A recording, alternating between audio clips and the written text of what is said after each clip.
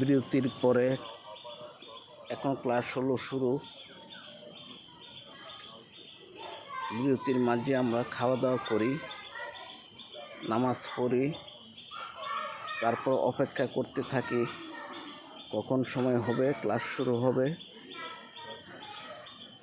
সব কিছুই চলছে ভালো করে। আপনারা আমাদের জন্য দোয়া করবেন সকলে, যাতে সব কিছু ভালোভাবে চালাতে পারি,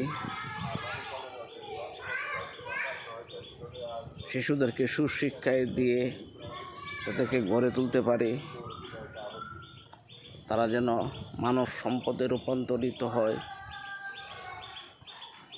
সেই আশাই করি।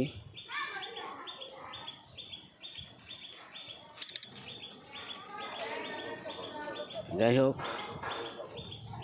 এখন যাচ্ছি চলে। আপনারা ভালো থাকবেন সকলে।